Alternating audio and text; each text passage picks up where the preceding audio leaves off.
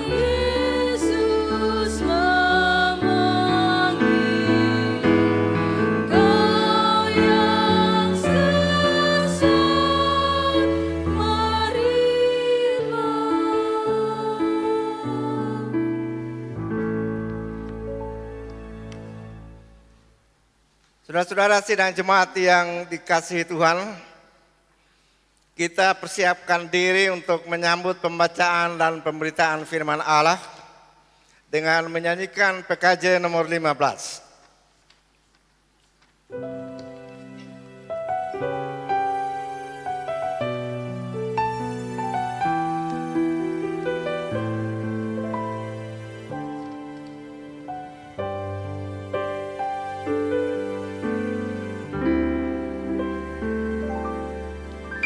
Siapkan hatiku Tuhan menyambut firman-Mu saat ini.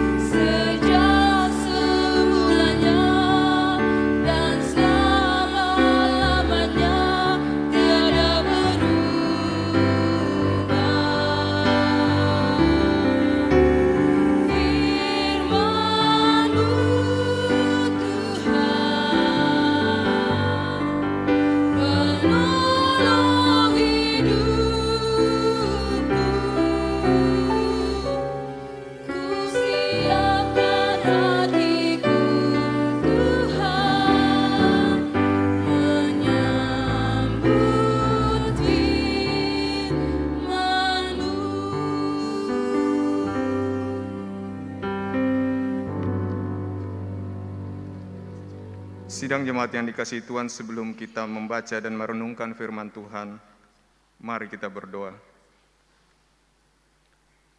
Ya Tuhan, terima kasih atas anugerah-Mu, sehingga pada kesempatan ini kami boleh belajar sebagian dari firman-Mu. Layakan kami dengan kuasa Roh Kudus-Mu, agar kami mampu mengerti kehendak-Mu lewat firman-Mu ini ya Tuhan. Dan kami mampu melakukannya dalam kehidupan kami tiap-tiap hari.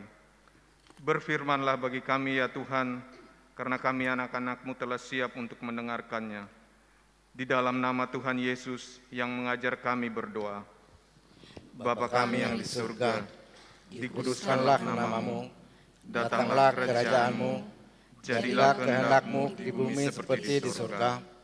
Berikanlah kami pada hari ini makanan kami yang secukupnya, dan ampunilah kami akan kesalahan kami, seperti kami juga mengampuni orang yang bersalah kepada kami. Dan janganlah membawa kami ke dalam pencobaan, tetapi lepaskanlah kami daripada yang jahat. Karena Engkaulah yang punya kerajaan, dan kuasa, dan kemuliaan, sampai selama-lamanya. Amin. Saudara-saudara sidang jemaat yang dikasihi Tuhan, kita akan membuka Alkitab dan membaca firman Tuhan dari Markus pasal 10 ayat 17 hingga ayatnya yang ke-31.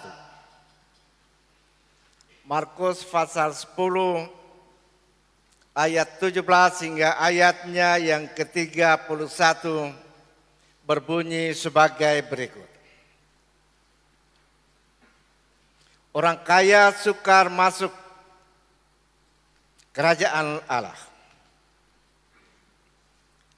Pada waktu Yesus berangkat untuk meneruskan perjalanannya, datanglah seorang berlari-lari mendapatkan dia, dan sambil bertelut di hadapannya, ia bertanya, "Guru yang baik, apakah yang harus kuperbuat untuk memperoleh hidup yang kekal?"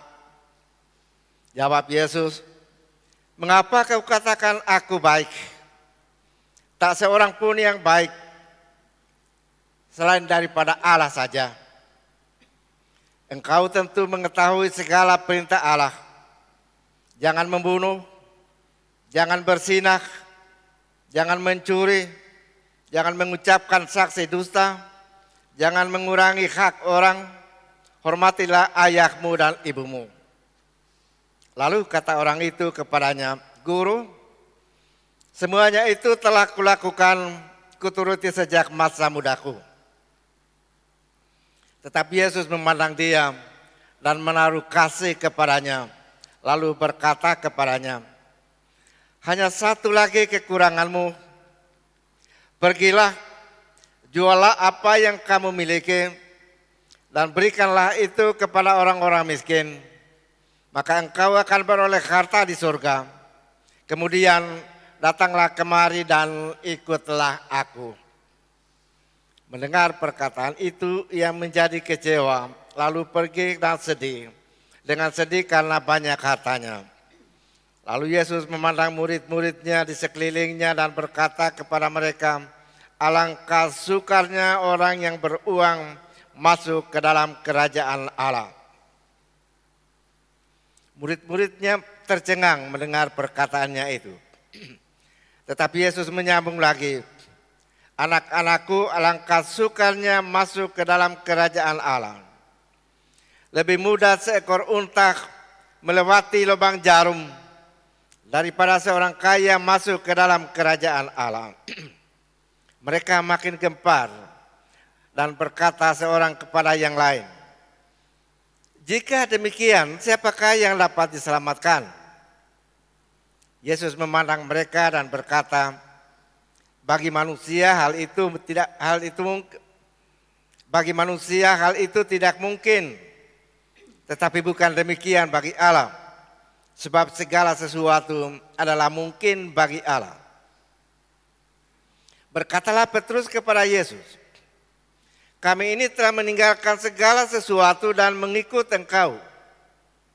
Jawab Yesus, "Aku berkata kepadamu, Sesungguhnya setiap orang yang karena aku dan karena Injil meninggalkan rumahnya, saudaranya laki-laki dan saudaranya perempuan, ibunya dan bapaknya, anak-anaknya atau ladangnya, orang itu sekarang pada masa ini juga akan menerima kembali 100 kali lipat rumah, saudara laki-laki, saudara perempuan, ibu, anak dan ladang, sekalipun disertai berbagai penganiayaan. Dan pada zaman yang akan datang, ia akan menerima hidup yang kekal. Tetapi banyak orang yang terdahulu akan menjadi yang terakhir, dan yang terakhir akan menjadi yang terdahulu. Nah, saudara-saudara, demikian pembacaan firman Allah pada kebaktian saat ini, dan yang berbahagia adalah mereka yang mendengar firman itu, memelihara dan melaksanakan di tengah kehidupan tiap-tiap hari. Haleluya.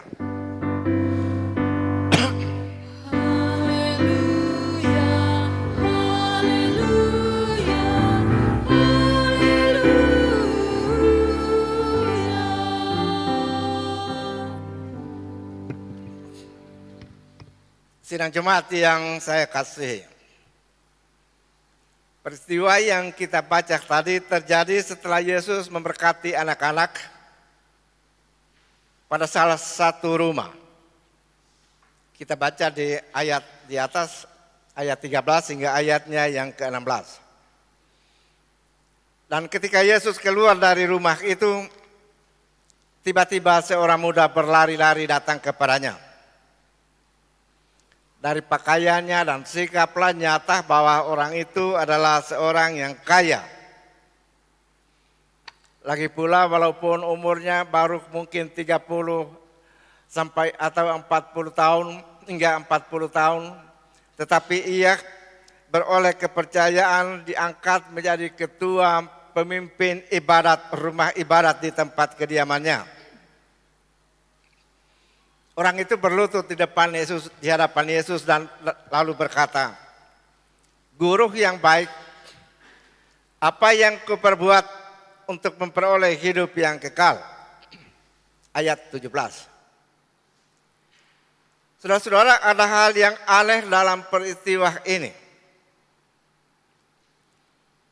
Sebab kalau seorang Yahudi, biasanya kalau seorang Yahudi datang kepada Yesus, khususnya ahli Taurat dan Farisi, mereka datang dengan sikap sombong untuk mencoba Yesus, dengan maksud untuk mencari-cari kesalahannya.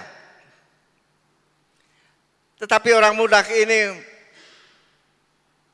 yang kaya ini sangat merendahkan diri.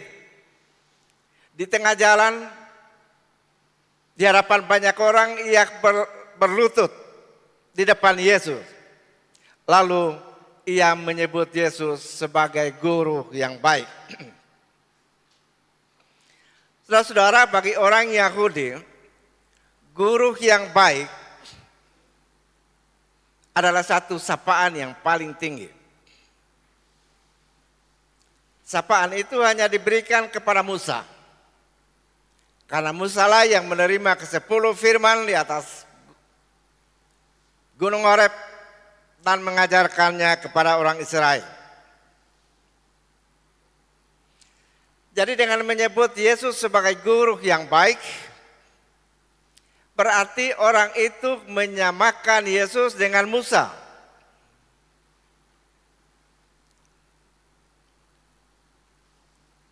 Dan yang mengherankan yang kedua ialah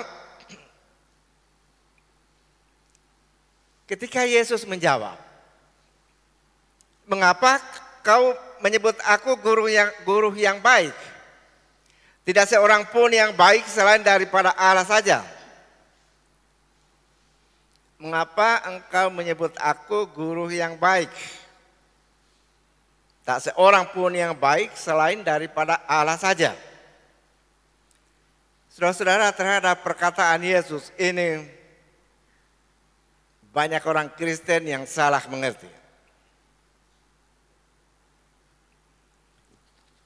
Mereka itu mengatakan bahwa dengan perkataan Yesus itu, ia mengakui dirinya sendiri sebagai orang yang berdosa juga. Karena ia katakan bahwa tidak ada seorang pun yang baik, hanya Allah saja. Nah, mungkin di antara kita ada juga yang memiliki pengertian yang salah seperti itu. Padahal seluruh perjanjian baru, juga perjanjian lama, menyaksikan bahwa Yesus tidak berdosa. Kita baca dalam Yohanes 8 ayat 46, Yesus sendiri mengatakan tentang dirinya, siapakah di antaramu yang membuktikan bahwa aku berbuat dosa? Jikalau aku menyatakan kebenaran, mengapa kamu tidak percaya kepadaku? Itu kata Yesus.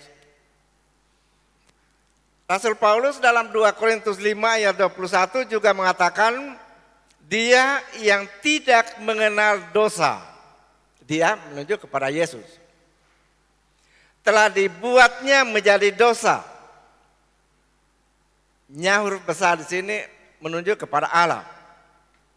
Artinya Allah membuat Yesus menjadi dosa, supaya kita dibenarkan oleh Allah. Jadi Yesus dihisapkan sebagai orang berdosa, padahal ia tidak berdosa. Kita baca juga dalam 1 Petrus 2 ayat 22 sebagai kutipan dari perjanjian lama. Ia tidak berbuat dosa dan tipu daya tidak ada dalam mulutnya. Nah, kalau begitu saudara-saudara, lalu apa maksud perkataan Yesus kepada orang muda itu yang menyebut dirinya sebagai guru yang baik?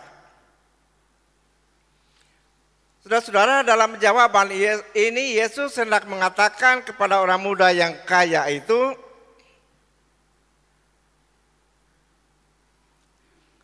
bahwa baik dalam arti yang sesungguhnya hanya Allah saja. Baik dalam arti yang sesungguhnya hanya Allah saja. Jadi kalau engkau menyebut aku guru yang baik, berarti engkau mengaku bahwa aku datang dari Allah dan diutus oleh Allah, sama seperti Musa.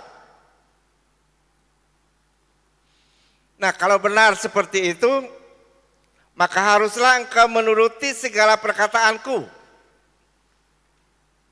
Itu makna yang tersirat dalam perkataan Yesus, dalam jawaban Yesus terhadap orang itu. Dalam jawaban itu Yesus hendak menyatakan bahwa Yesus bukan hendak menyatakan bahwa ia sendiri tidak baik, melainkan bahwa ia datang dari Allah.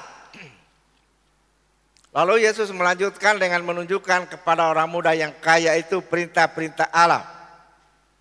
Saudara-saudara baca pada ayatnya yang ke-19. Perintah-perintah itu juga baik karena datang dari Allah. Dan dengan melaksanakan perintah-perintah itu, maka itulah jalan untuk beroleh hidup yang kekal. Kemudian Yesus berturut-turut menyebut hukum-hukum itu, yaitu hukum dalam loh batu yang kedua, karena ke-10 firman itu terdiri dari 2 loh batu.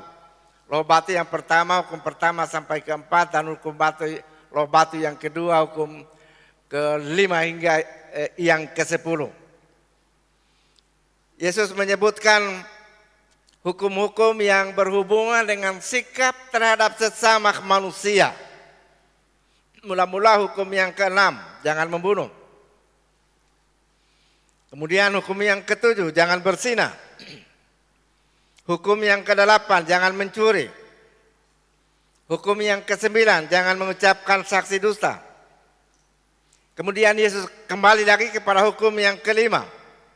Hormatilah ayah dan ibumu.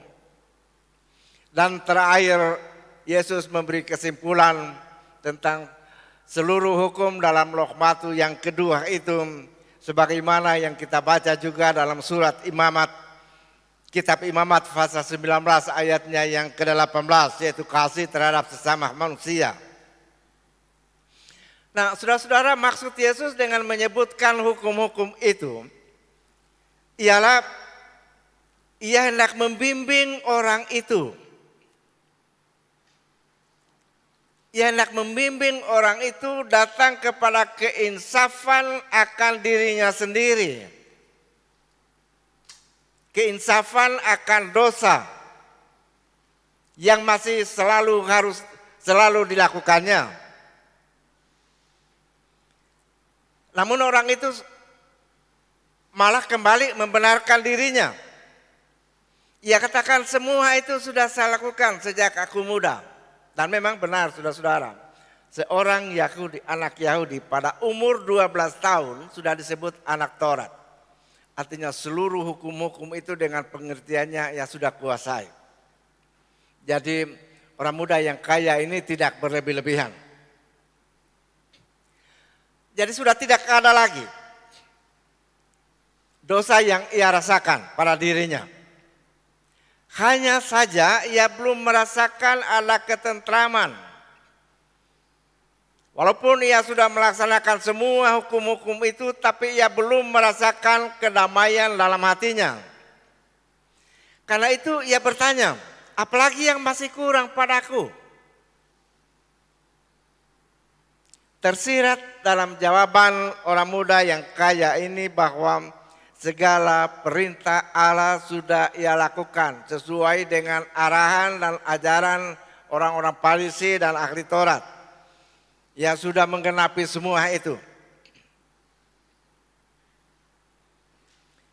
Tanpa ia menyadari bahwa sebenarnya dalam menggenapi semua hukum-hukum itu, sebenarnya bukan ia tidak melayani Allah melalui hukum-hukum itu. Yang ia layani adalah dirinya sendiri. Supaya ia tidak dicap sebagai orang berdosa. Karena itu ia tidak merasa lagi sebagai orang berdosa. Ia berbakti kepada dirinya sendiri. Ia belum menyerahkan seantero hidupnya kepada Allah dan sungguh-sungguh berbakti kepada Allah. Karena itu kembali berkata kepadanya, jikalau engkau hendak sempurna, pergilah, jualah segala milikmu, dan berikanlah kepada orang-orang miskin. Maka engkau akan beroleh harta di sorga, kemudian datanglah kemari, dan ikutlah aku. Ayat 21. Dengan perkataan ini Yesus hendak bermaksud untuk menarik orang itu. Menarik orang itu dari hidup yang bersifat setengah-setengah. Setengah hidupnya ia baktikan kepada Allah melalui hukum-hukum itu. Setengah hidupnya ia baktikan kepada dirinya sendiri melalui segala harta kekayaannya. Karena itu setelah ia mendengar apa yang Yesus katakan dalam ayat 21 itu, ia merengutkan keningnya.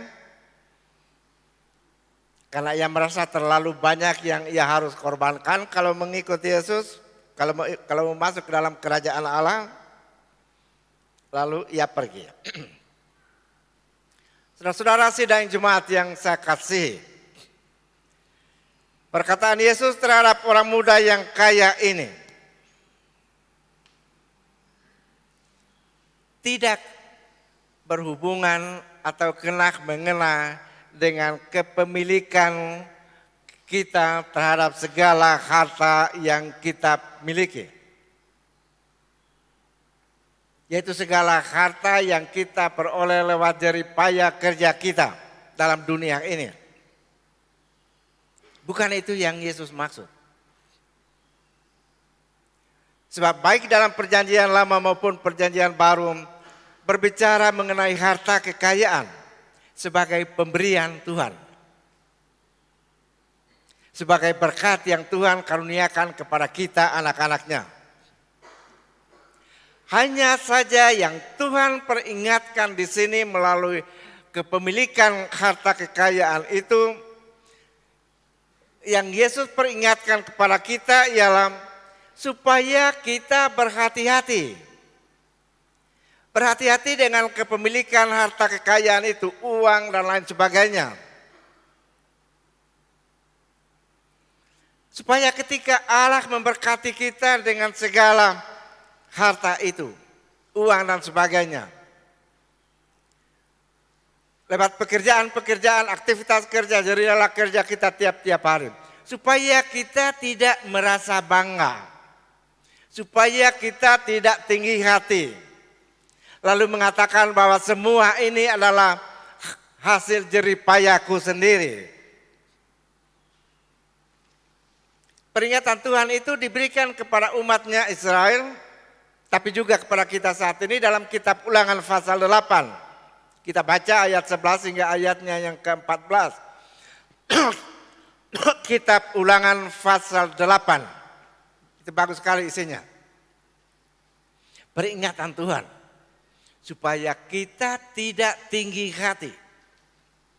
Lalu kita mengatakan bahwa semua yang ada padaku adalah hasil jerih payahku sendiri. Padahal itu diberikan oleh Tuhan Allahmu. Dan Yesus juga telah peringatkan kepada kita. Tuhan Yesus katakan, karena di mana ada hartamu, di situ juga ada hatimu. Dan ini sangat, apa yang dikatakan oleh Tuhan Yesus itu sangat cocok dengan keberadaan kita, sikap hidup kita, tiap-tiap orang. Bahwa di mana harta kita, di situ juga ada hati kita. Uang dan harta kekayaan lainnya, itu bukanlah satu-satunya yang menghalangi perjalanan hidup kita, perjalanan iman kita bersama dengan Tuhan. Uang dan harta kekayaan yang kita miliki bukanlah satu-satunya yang merintangi kita sehingga tidak beroleh hidup yang kekal. Masih banyak yang lain lagi. Pangkat dan jabatan dapat menghalangi kita. Di mana seorang Kristen yang cukup setia, tetapi yang lebih terutama baginya adalah jabatan, pangkat dan jabatan. Itu yang ia kejar. Pemilihan pasangan hidup juga adalah hal yang dapat merintangi kita. Sehingga kita terhalang untuk beroleh hidup yang kekal, masuk dalam kerajaan Allah. Begitu banyak pemuda-pemudi Kristen yang sangat aktif di gereja. Tapi ketika ia harus memilih pasangan hidup, ia kesampingkan Tuhan. Lalu ia pilih pasangan hidup yang tidak seiman. Kita masih dapat menyebutkan hal-hal yang lain lagi. Jadi ketika Yesus memberikan penekanan kepada kekayaan orang muda itu, Yesus tidak memvonis kekayaan yang kita miliki. Tapi karena kekayaan itu yang merintangi orang muda itu sehingga ia tidak dapat masuk ke dalam kerajaan Allah.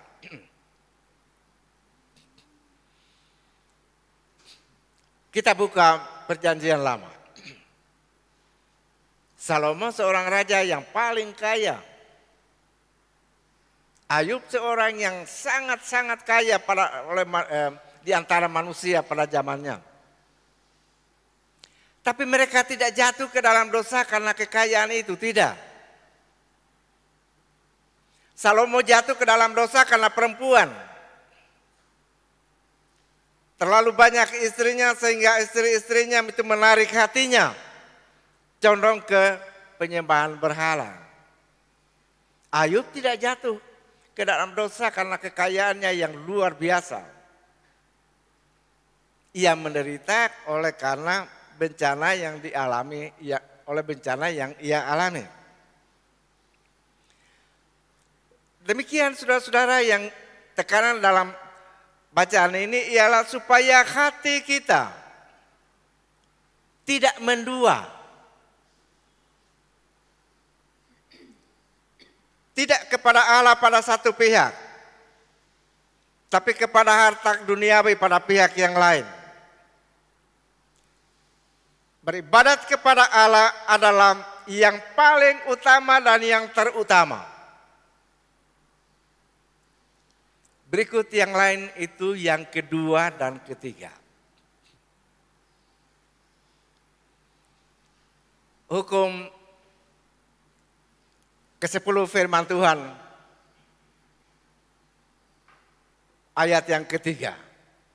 Katakan, jangan ada padamu Allah lain di hadapanku, dan jangan berbakti kepadanya menyembah. Ayat keempat. Artinya supaya Allah saja yang terutama dan yang pertama dalam hidup kita. Jangan kita campurkan tambah-tambah lagi dengan menyembah kepada Allah lain. Kekayaan, harta, jabatan, perempuan, dan lain sebagainya. Berikut yang kita lihat dalam bacaan ini. Ketika Yesus mengatakan kepada orang muda yang kaya itu supaya ia pergi menjual rumahnya dan sebagainya lalu memberikan kepada orang miskin. Nah, perkataan Yesus ini saudara-saudara tidak berlaku umum. Tidak berarti bahwa kita, orang-orang kita sekarang ini juga harus melepas semua harta kita. Kita kembali dari gereja, kita jual tanah, jual rumah dan lain sebagainya. Kalau ada uang di bank kita jual, kita lepas semuanya. Bukan itu yang Yesus kehendaki dari kita. Yang Yesus mau ialah supaya semua itu menjadi yang kedua. Yesus tidak menyuruh kita untuk meninggalkan segala sesuatunya. Ke-12 murid ketika mereka dipanggil oleh Yesus, mereka tidak membuang rumah dan istri dan harta benda mereka di Galilea, tetap menjadi milik mereka. Hanya mereka tinggalkan semua itu lalu mengikut Yesus. Sesudah kebangkitan, sesudah Yesus disalibkan, mati dan bangkit, sebelum mereka bertemu, mereka kembali ke Galilea. Di sana sama anak istri. Di sana masih ada perahu yang menjadi sumber pendapatan mereka. Jadi Tuhan Yesus tidak menyuruh kita. Saudara-saudara masih ingat peristiwa di Kisah 4? Sekitar itu. Karena begitu hebat pengaruh Roh Kudus kepada murid-murid yang pertama. Sehingga semua harta benda mereka menjadi anggap sebagai milik bersama. Mereka jual, ada yang jual tanahnya, jual rumahnya, lalu persembahkan kepada Rasul. Dan apa yang terjadi? Beberapa puluh tahun kemudian di Yerusalem timbul kemiskinan yang luar biasa. Mereka tidak punya apa-apa lagi karena sudah jual. Sehingga jemaat-jemaat di Makedonia, di Korintus harus diimbau, bantu saudaramu di Yerusalem yang dilanda kemiskinan yang luar biasa. Jadi Yesus memaksudkan supaya apa yang ada pada kita juga kita pakai untuk melayani Dia dan melayani sesama. Itu penekanannya. Supaya hanya Allah saja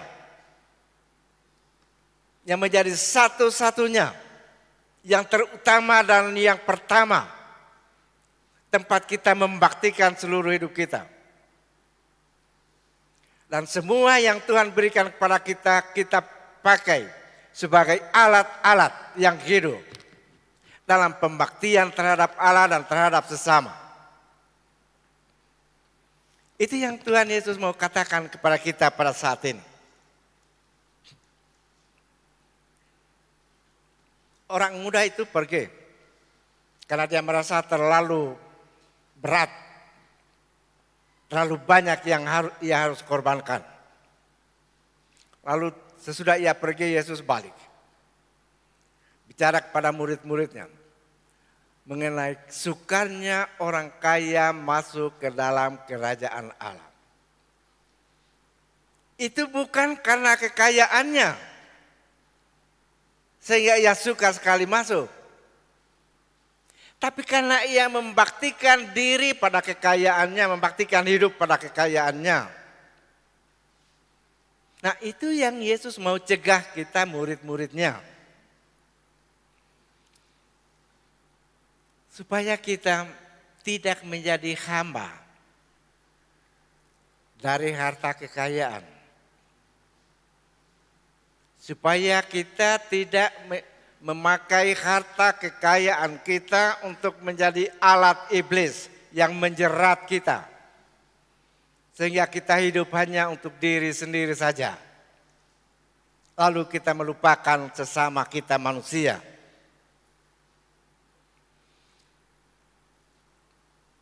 Petrus berbicara, mewakili murid-muridnya.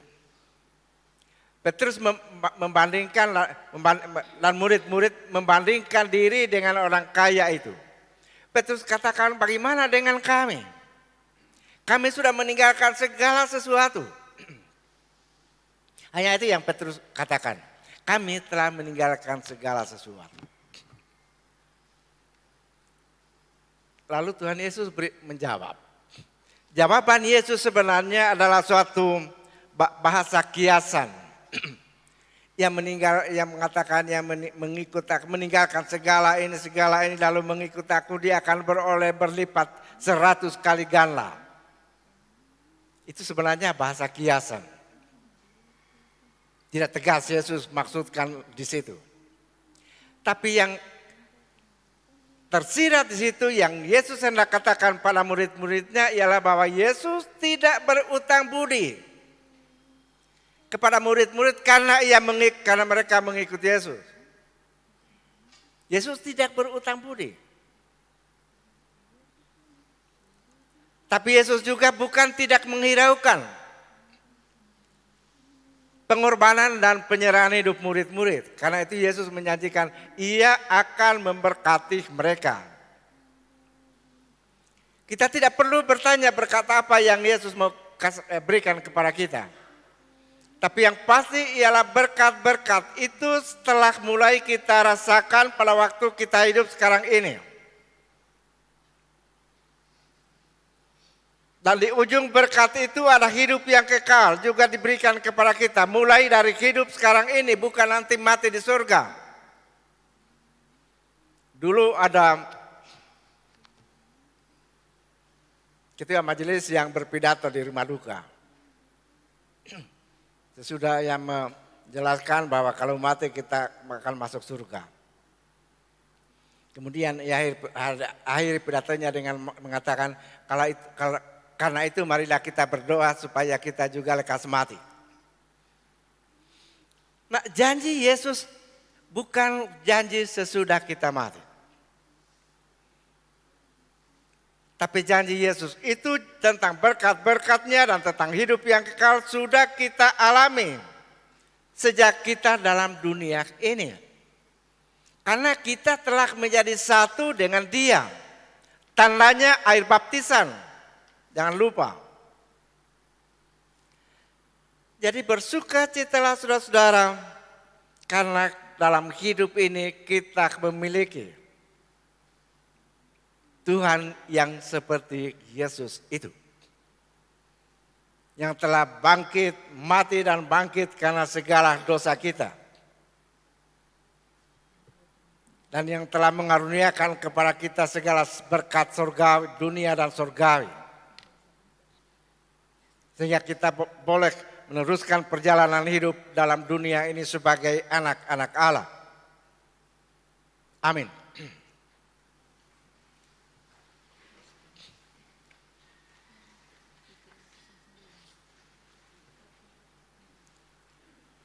Saudara-saudara yang saya kasih dalam Tuhan, Merespons firman yang telah diberitakan tadi, kita menyanyikan Kidung Jemaat 309 ayat 1 dan 4.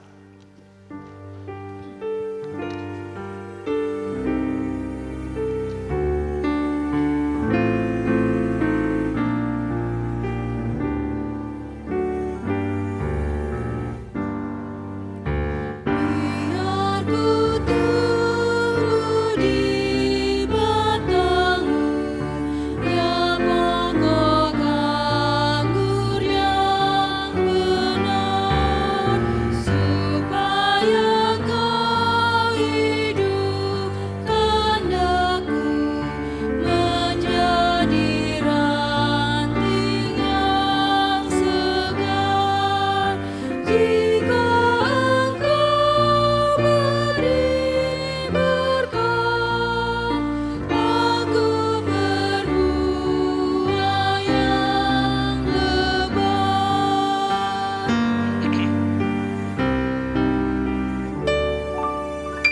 Diriku milikmu abadi, Engkau tumbuhkan imanmu, yang dalam aku kau mulai, kau sempurnakan bagiku. Olehmu pucuk padaku hingga berbuah mulia. Saudara-saudara sidang jemaat saya jemput bangkit berdiri. Kita akan mengikrarkan pengakuan iman Kristen menurut rumusan pengakuan Nisea Konstantinopel. Dan setelah pengakuan iman, paduan suara Concordia akan memuji Allah dengan kidung. Marilah kita mengikrarkan pengakuan iman kita dengan berkata sebagai berikut.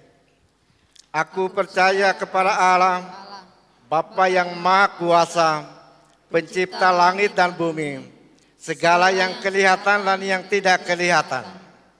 Dan kepada satu Tuhan, Yesus Kristus, anak Allah yang tunggal, yang lahir dari Sang Bapa sebelum ada segala zaman, Allah dari Allah, terang dari terang, Allah yang sejati dari Allah yang sejati, diperanakan, bukan dibuat, sehakikat dengan Sang Bapa, yang dengan perantaraannya segala sesuatu dibuat, yang turun dari surga untuk kita manusia dan untuk keselamatan kita, yang disalibkan bagi kita di bawah pemerintahan Pontius Pilatus, menderita dan dikuburkan, yang bangkit pada hari yang ketiga sesuai dengan isi kitab-kitab, dan naik ke surga, yang duduk di sebelah kanan Sang Bapa, dan akan datang kembali dengan kemuliaan untuk menghakimi orang yang hidup dan yang mati, yang kerajaannya tak akan berakhir. Aku percaya kepada Roh Kudus, yang jadi Tuhan dan yang menghidupkan, yang keluar dari Sang Bapa dan Sang Anak, yang bersama-sama dengan Sang Bapa dan Sang Anak disembah dan dimuliakan, yang telah berfirman dengan perantaraan para nabi.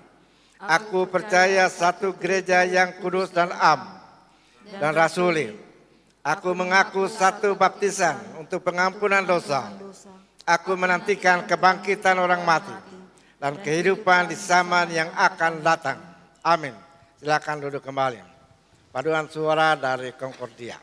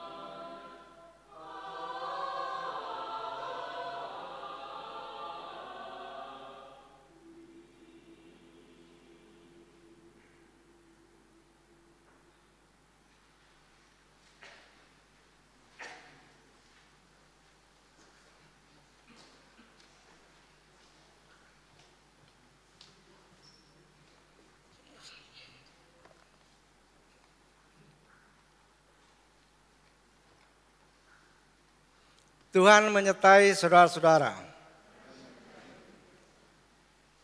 Kita berdoa. Ya Tuhan, pimpinlah kami dengan roh-Mu, supaya kami dapat memahami dan menghayati kabar keselamatan yang diberitakan melalui pelayanan baptisan kudus ini. Amin. Penetapan baptisan kudus. Dalam kebaktian ini akan dilaksanakan pelayanan baptisan kudus. Setelah dilakukan pemeriksaan dan pengembalaan oleh majelis jemaat. Pelayanan baptisan kudus ini didasarkan pada amanat Tuhan Yesus Kristus. Seperti yang tertulis dalam Injil Matius 28 ayat 18 hingga ayatnya yang ke-20. Kepadaku telah diberikan segala kuasa di surga dan di bumi. Karena itu pergilah, jadikanlah semua bangsa muridku, dan baptislah mereka dalam nama Bapa dan Anak dan Roh Kudus. Dan ajarlah mereka melakukan segala sesuatu yang telah kuperintahkan kepadamu. Dan ketahuilah aku menyertai kamu senantiasa sampai pada akhir zaman. Arti baptisan kudus. Baptisan kudus memberitakan penyucian dosa kita oleh darah Tuhan Yesus Kristus. Oleh sebab itu, maka setiap orang berdosa yang telah percaya haruslah dibaptiskan dalam nama Bapa, yang hendak menyatakan bahwa Allah telah mengikat suatu perjanjian yang kekal dengan kita. Dibaptiskan dalam nama Anak, hendak menyatakan bahwa Allah telah memeteraikan perjanjiannya dengan kita dan anak-anak kita oleh darah anaknya Yesus Kristus dalam kematian dan kebangkitannya, untuk menyucikan segala dosa kita dan mengangkat kita menjadi anak-anak Allah. Dibaptiskan dalam nama Roh Kudus, hendak menyatakan bahwa Allah melalui Roh-Nya berdiam di dalam kita untuk memelihara, memimpin, dan menghiburkan kita, sehingga kita berakal dan bertumbuh serta berbuah-buah di dalam Kristus Yesus. Oleh sebab itu, baptisan kudus mewajibkan kita untuk mengasihi Allah Bapa dan Anak dan Roh Kudus dengan segenap jiwa dan segenap kekuatan, serta hidup dalam saling melayani seorang terhadap yang lain di dalam kasih dan tidak memperambakan diri lagi di dalam dosa. Jemaat sambut dengan menyanyikan Kidung Jemaat 304 ayatnya yang pertama dan ayatnya yang kedua.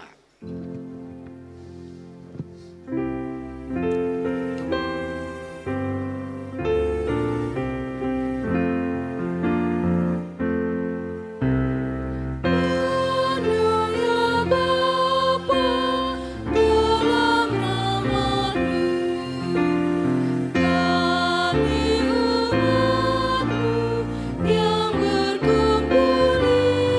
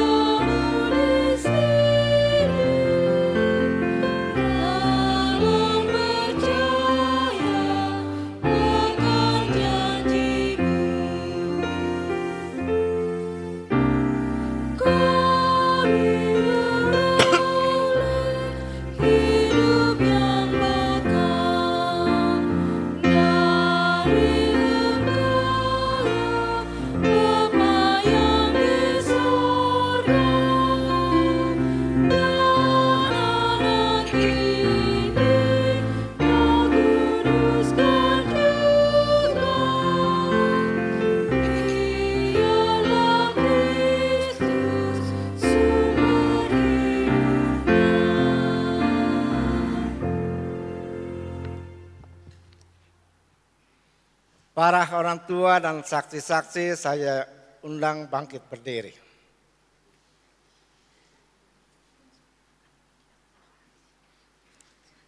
Saudara-saudara telah mendengar arti dan maksud baptisan kudus yang patut diterima dengan pengakuan di hadapan Tuhan dan sidang jemaatnya. Oleh sebab itu, nyatakanlah sekarang pengakuanmu dengan menjawab pertanyaan-pertanyaan sebagai berikut.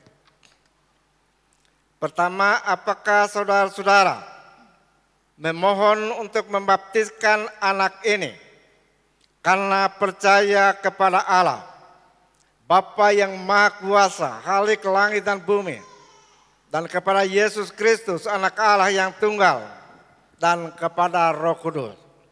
Yang kedua, apakah saudara-saudara berjanji di hadapan Allah dan sidang jemaatnya bahwa saudara-saudara akan mendidik dan mengajar anak ini dengan sungguh-sungguh sehingga dia makin bertumbuh dan dewasa dalam iman? Para orang tua dan saksi-saksi, apakah jawabmu? Tuhan meneguhkan pengakuanmu dan Roh Kudus akan menolong kamu.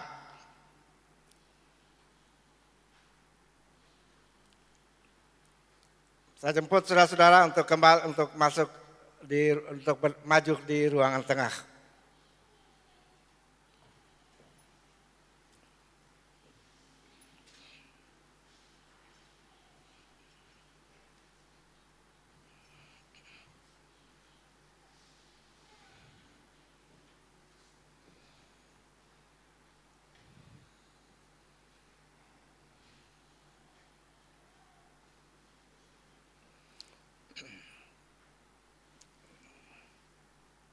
Ya, sebentar. Ya. Marilah kita berdoa. Ya Tuhan, tumpangkanlah tanganmu dan curahkanlah rohmu ke atas anak ini, supaya ia terpelihara dan hidup. Amin. Dengan sukacita saya menimba air dari pancaran selamat ini.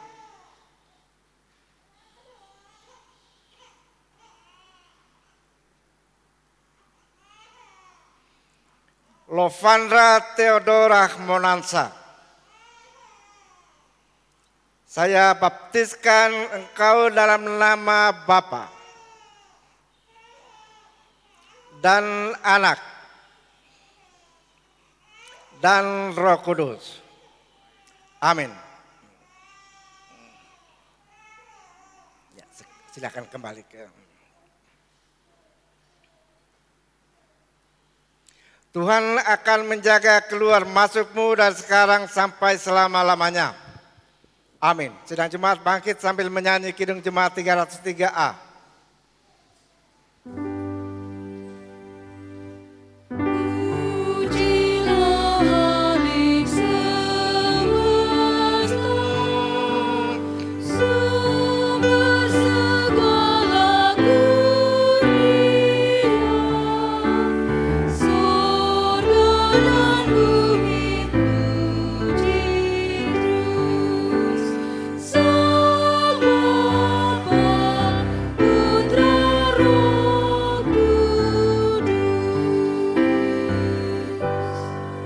Silakan duduk kembali.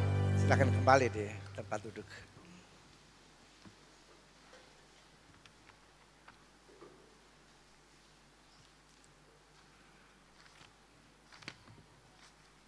Persembahan.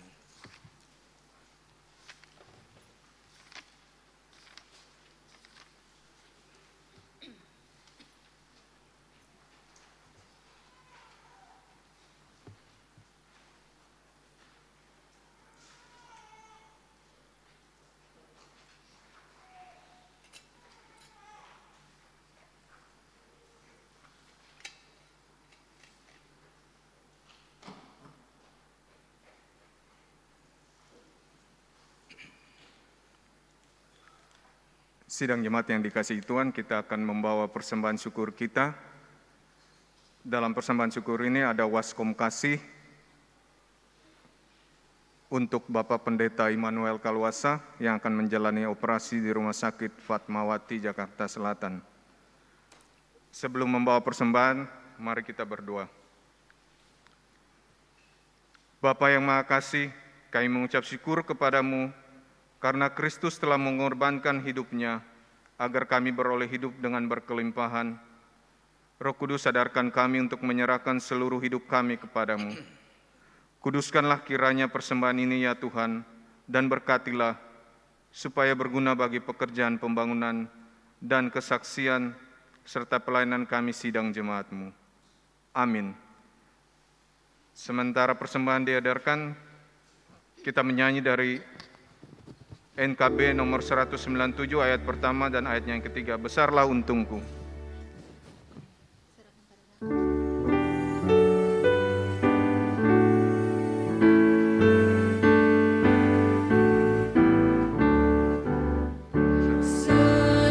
Serahkan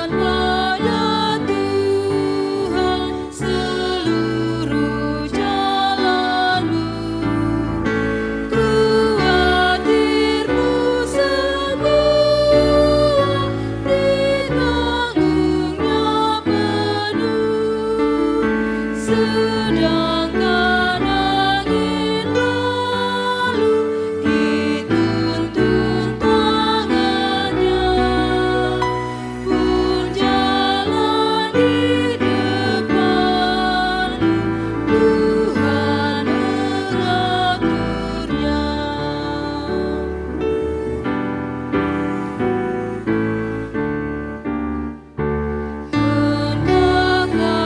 kau percaya kepada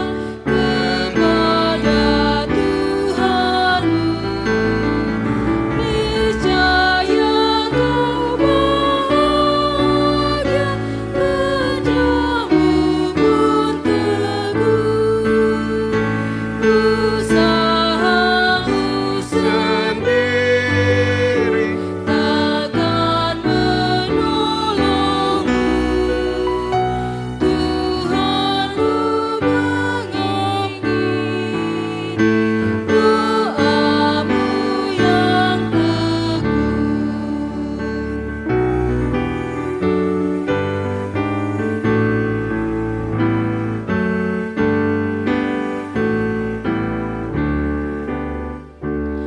Ya Bapa yang rahmani, Kau sungguh mengenal yang baik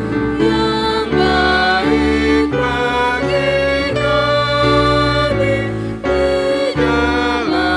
di dalam kehidupan. Setiap Kau lakukan maksud-Mu yang tetap, terwujudlah semua sempurna dan lengkap.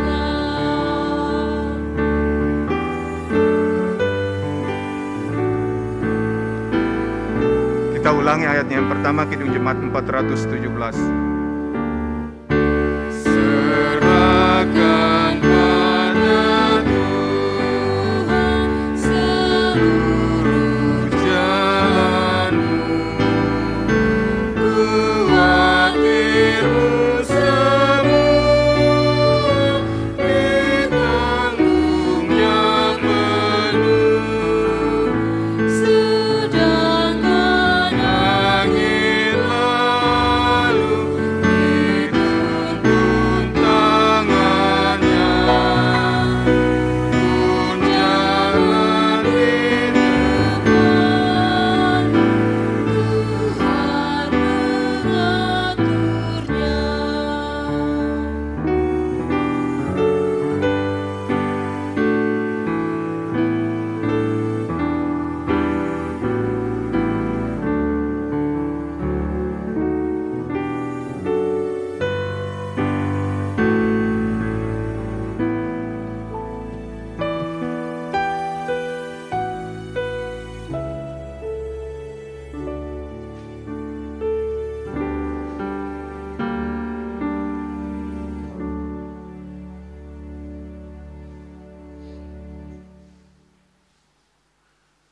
Tuhan menyertai saudara-saudara.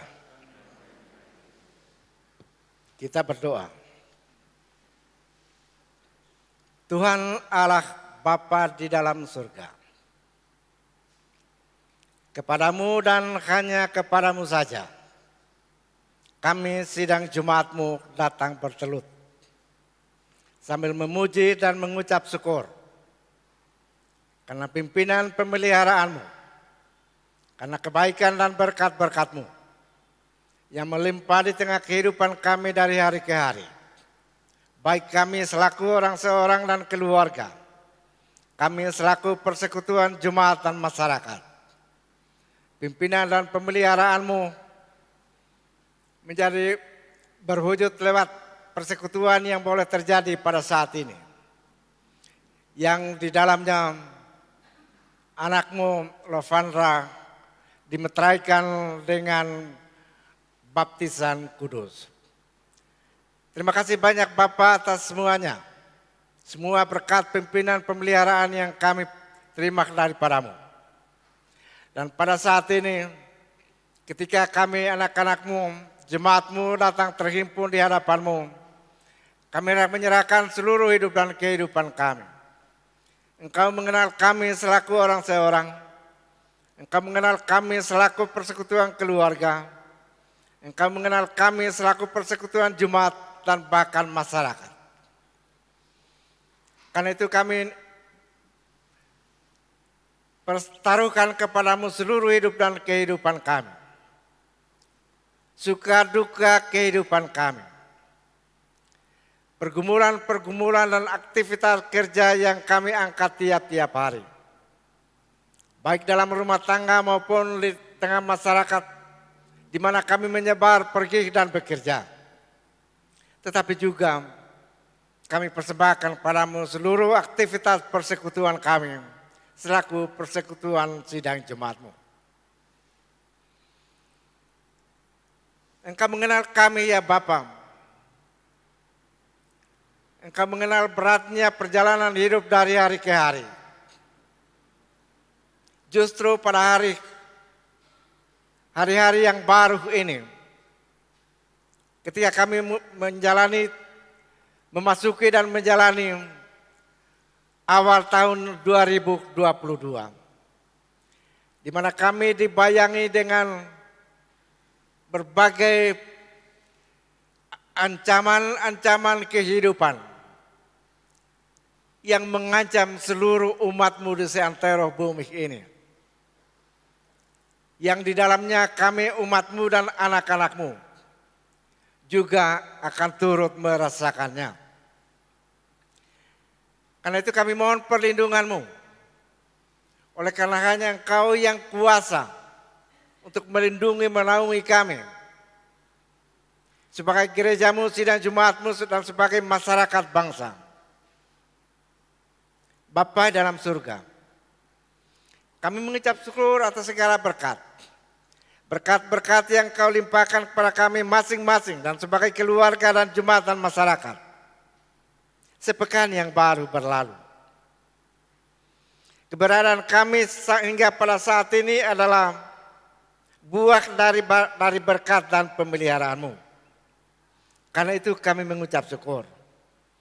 Kami tidak dapat membilang satu persatu berkat-berkat yang Kau curahkan kepada kami. Karena seluruh hidup kami, tubuh jiwa kami berada dalam rangkuman pemeliharaan dan perlindungan-Mu. Dan secara khusus Engkau juga telah menambahkan setahun usia kepada anak-anak-Mu, baik pada hari ini maupun sepekan ini. Anak-Mu Lampang Patale, anak-Mu Fiska Fasilia Surati, anak-Mu Yansen Sotarampak, anak-Mu Farhatin, dan mereka yang berhari ulang tahun sepekan ini. Sambutlah kiranya ucapan syukur, baik semua anak-anak-Mu ini maupun kami sidang Jumat-Mu. Sambil kami mendoakan mereka, supaya mereka semua tetap terpelihara. Juga kami mengucap syukur kepada-Mu atas hari ulang tahun pernikahan yang Engkau karuniakan kepada keluarga Martinus Patoram kepada Dr. Andus Yaurik Yosef Bungin, kepada keluarga Yusuf Palinding, pada keluarga Randi Lantemona, kami mengucap syukur atas hari ulang tahun pernikahan yang Kau karuniakan ini, yang menandai pimpinan dan pemeliharaanmu sepanjang hidup pernikahan dan berumah tangga mereka hingga saat ini. Karena itu kami sidang Jumatmu turut bersyukur dan mendoakan mereka. Kiranya perjalanan hidup mereka sebagai keluarga akan terus Engkau karuniai dengan berkat dan sukacita yang sejati. Tapi sementara kami bersuka cita di hadapan-Mu, kami juga teringat akan anak-anak-Mu yang berada dalam perawatan ringan dan berat di rumah-rumah sakit dan di rumah masing-masing. Engkau mengenal mereka satu persatu, nama dan tempat di mana mereka berada, penyakit-penyakit mereka. Karena itu kami mendoakan kepadamu, karena Engkaulah tabib yang benar, dokter di atas segala dokter. Dan secara khusus kami hendak mendoakan anakmu Ibu Maria Paluruan, Ibu Teti Khan Malonda, yang sementara dalam kelemahan tubuh di rumah. Dan secara khusus kami hendak membawa ke hadapan hadirat-Mu hamba urapan-Mu Pendeta Dr. Andus Immanuel Kaluasa, yang sementara menjalani pengobatan berat di Jakarta, yang mungkin akan menjalani operasi. Kiranya Engkau menolong hamba-Mu ini, menguatkan imannya, menyucikan segala peralatan yang akan dipakai, mengaruniakan hikmat keterampilan kepada para dokter perawat juru rawat. Demikian juga Bapa, di hadapan hadirat-Mu yang kudus pada saat ini dan di tengah ibadat ini. Ada banyak anak-anak-Mu yang juga datang dengan tubuh-tubuh yang terkulai lemah karena sakit penyakit. Kami serahkan semua ke dalam tangan-Mu Bapa. Oleh karena Engkau yang empunya kami, Bapa dalam surga, sebagai sidang Jumat-Mu, kami hendak berdoa bagi pelaksanaan segala rapat pertemuan majelis Jumat yang akan datang untuk membahas program-program kerja dalam pembangunan tubuh Kristus di Jumat Orang Tlabora. Rapat BPMJ pada esok hari, Senin. Rapat majelis Jumat lengkap pada tanggal 12 Februari. Kiranya Engkau memberkati segala persiapan yang dipersiapkan oleh BPMJ, yang dipersiapkan oleh BP3J. Engkau memberkati semua orang-orang urapan-Mu, para pendeta penatua diaken, dan pengurus pelkat-pelkat kategorial yang bersama-sama akan menghadiri pertemuan itu, supaya semuanya berjalan dengan baik. Sehingga jemaat-Mu yang besar ini, Jemaat Orang Tlabora, dibangun dan ditumbuh kembangkan menjadi jemaat yang dewasa, yang menjadi jemaat yang menopang pertumbuhan jemaat GEP Sultra pada umumnya. Bapa dalam surga, kami juga hendak berdoa bagi semua anak-anak-Mu, para pendeta penatua diaken, pengurus perkat kategorial, para pemandu nyanyian Jumat, yang mempersembahkan seluruh waktu dan tenaga mereka untuk melayani Tuhan dan sidang Jumat. Di tengah keterbatasan dan kelemahan mereka, di tengah pergumulan hidup masing-masing, Engkau memberkati mereka semua. Supaya jangan oleh karena segala waktu yang mereka pakai untuk pekerjaan pelayanan ini, lalu pembangunan hidup mereka terhalang. Tapi justru keberadaan mereka dalam pekerjaan-Mu akan membuat mereka semakin bersuka cita dan keberkatan. Kami hendak berdoa bagi bangsa dan negara kami. Kiranya hikmat dan kuasa Engkau karuniakan kepada para pimpinan bangsa mulai dari tingkat pusat hingga di pedesaan. supaya bangsa yang besar ini yang di tengah-tengahnya Engkau menghadirkan kami gerejamu dapat bertumbuh menjadi bangsa yang bersatu dan makmur, yang boleh memberi keteladanan kepada bangsa-bangsa yang lain. Bapa dalam surga, secara khusus kami hendak berdoa bagi anakmu yang baru menjalani menerima baptisan pada saat ini.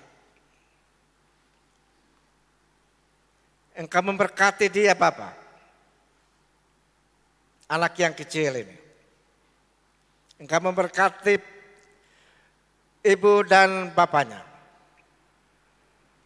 supaya mereka mampu mengasuh dan membesarkan anak ini dan memberikan keteladanan hidup yang baik, sehingga anak yang kecil ini juga akan berangsur-angsur bertumbuh. Karuniakan kepadanya pertumbuhan fisik yang sehat dan pertumbuhan iman sejak dini. Berkati kedua ibu bapanya dalam perjuangan hidup mereka tiap-tiap hari untuk membina, membangun hidup pernikahan dan berumah tangga mereka. Berkati pekerjaan yang mereka angkat tiap hari, yang menjadi sumber saluran berkat dalam hidup mereka. Demikian juga akan semua opa dan oma sebagai saksi-saksimu, saksi-saksi baptisan ini. Di usia mereka yang sudah semakin bertambah lanjut, Engkau tetap memberikan kekuatan, memberikan semangat hidup, supaya di tengah pertambahan usia yang penuh dengan kelemahan dan sakit penyakit, mereka tetap kuat di dalam iman. Bapa di surga, inilah doa syukur dan syafaat yang kami naikkan di hadapan hadirat-Mu.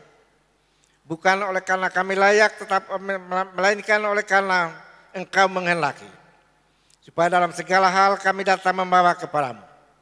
Dalam nama Kristus Yesus Tuhan kami persembahkan doa syukur dan syafaat ini. Amin.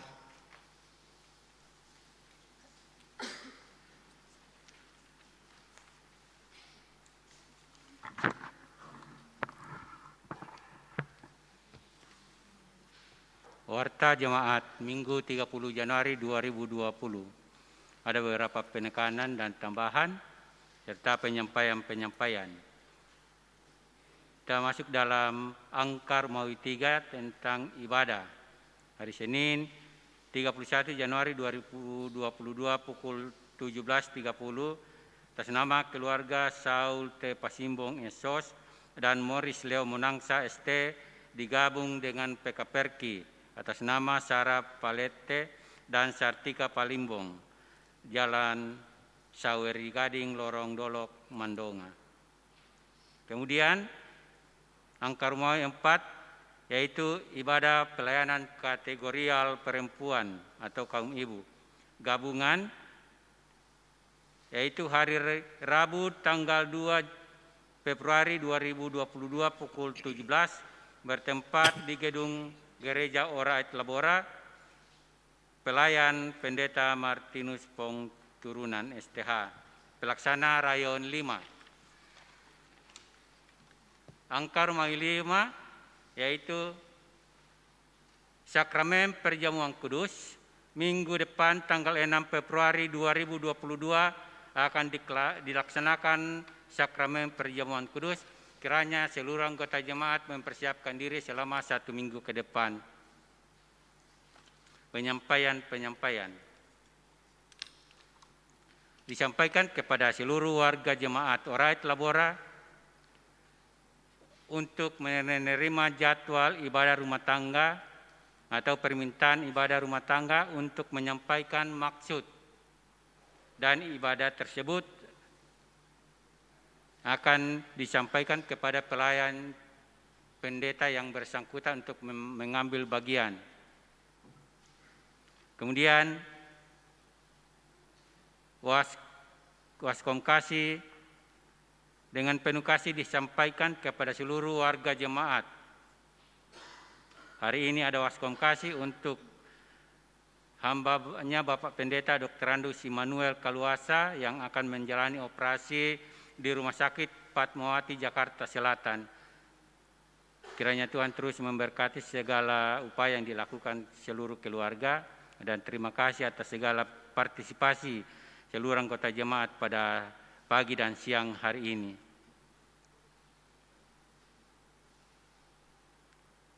Penerimaan Vikaris Gep Sultra itu sudah ada di dalam warta jemaat, mohon kita lihat supaya kalau ada yang mendaftar silakan. Kontribusinya 500.000, itu ditransfer lewat Bank BRI rekening Sinode. Itu dilihat siapa yang akan mendaftar untuk menjadi Vikaris. Tahun ini dibuka.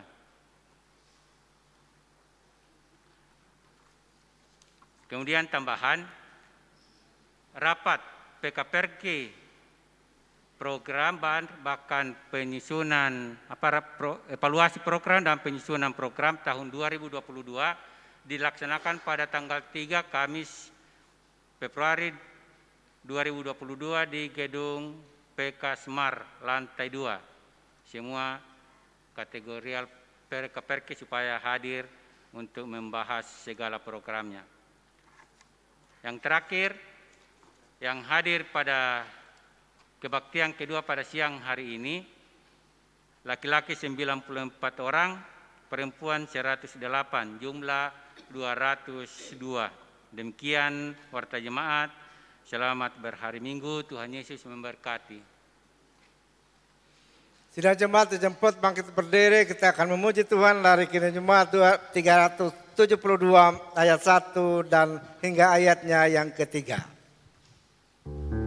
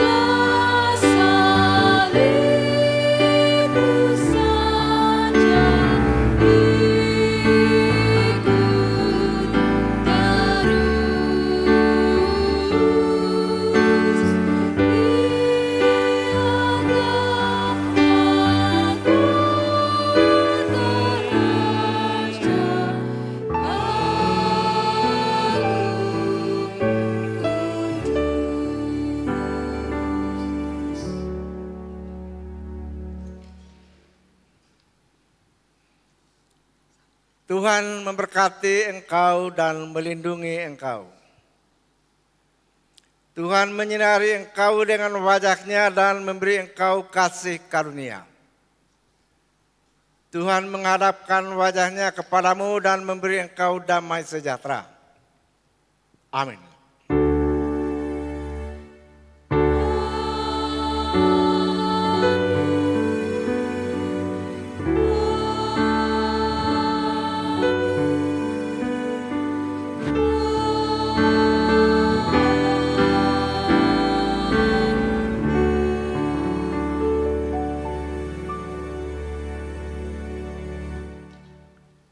Sidang jemaat yang dikasihi Tuhan, mengakhiri seluruh rangkaian ibadah kita pada siang hari ini.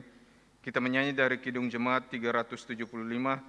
Sidang jemaat menyanyikan sebanyak 2 kali, dan yang kedua dinyanyikan dengan setengah suara. Saya mau ikuti Yesus.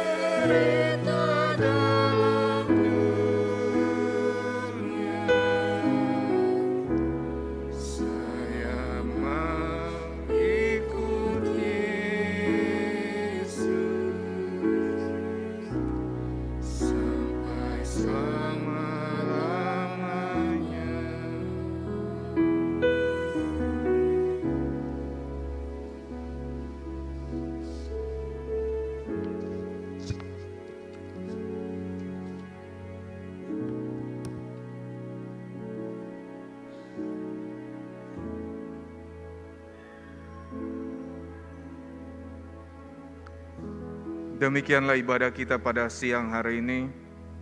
Selamat hari Minggu, Tuhan Yesus memberkati.